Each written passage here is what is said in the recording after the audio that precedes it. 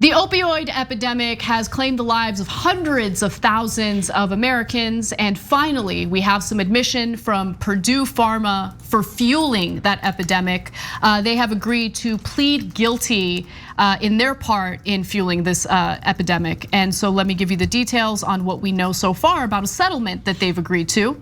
The company will plead guilty to 3 counts, including conspiracy to defraud the United States and violating federal anti-kickback laws, the official said, and the agreement will be detailed in a bankruptcy court filing in federal court.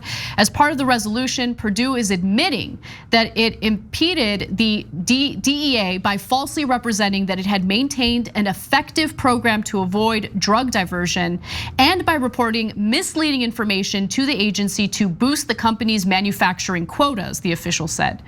Purdue is also admitting to violating federal anti-kickback laws by paying doctors through a speaking program to induce them to write more prescriptions for the company's opioids and for using electronic health record software to influence the prescription of pain medication, according to the officials. So they're gonna pay some money as part of this settlement. And to be fair, usually when settlements like this happen, it involves a company or a corporation that refuses to admit guilt. In this case, they're gonna have to pay money and they have admitted guilt. Purdue will make a direct payment to the government of $225 million, which is not that much money, which is part of a larger, though, $2 billion criminal forfeiture. In addition to that forfeiture, Purdue also faces a $3.54 billion criminal fine, though that money probably will not be fully collected because it will be taken through a bankruptcy, which includes a larger number of other creditors, including thousands of state and local governments. Purdue will also agree to $2.8 billion in damages to resolve its civil liability. So they are admitting to criminal guilt here, which we're making progress. I'd like to see more. Yeah, I think, yeah, so it gives people a little bit of hope, obviously, because this is a complex thing that people have been talking about dealing with for a very long time and have done very little. It was actually one of a pretty big focus of the 2016 campaign. During the campaign, and then as soon as the election happened, nobody seemed to care about it anymore.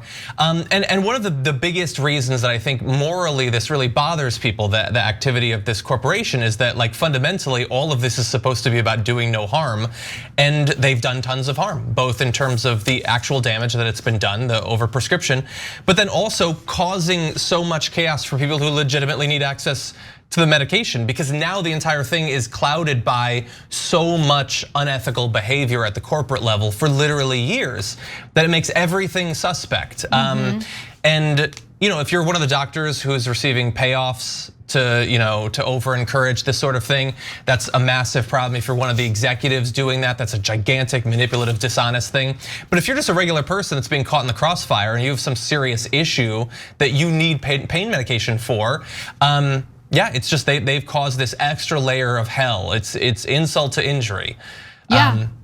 No, I'm really happy that you brought up that perspective because it has created a difficult situation for people to rightfully access drugs that they've rightfully been prescribed. And you've seen this kind of across the board with some substances that have been abused by some, right? So there are people who legitimately have issues with hyperactivity disorder, right? Attention and all that, and they need Iadarola, for instance, and they can't access it as a result of people abusing it. And I think that part of the story does get left out of the narrative when it's covered in the media. So this type of abuse harms everyone across the board. People who end up getting addicted to these drugs, and then people who actually genuinely need the drugs in order to maintain at least some quality of life. Yeah. And so I want to talk a little bit about what this guilty plea really means. Before I do that, we have a quick video to show you. Let's take a look. The global settlement announced today involves the company pleading guilty to 3 felony counts for defrauding the United States and violating the anti-kickback statute from 2009 to 2017. In addition to the company having agreed to plead guilty to these 3 felony counts, the company has agreed to a $3.544 billion criminal fine and a $2 billion criminal forfeiture amount. Further, on top of those, to resolve its civil liability, Purdue Pharma has agreed to $2.8 billion in damages to the United States.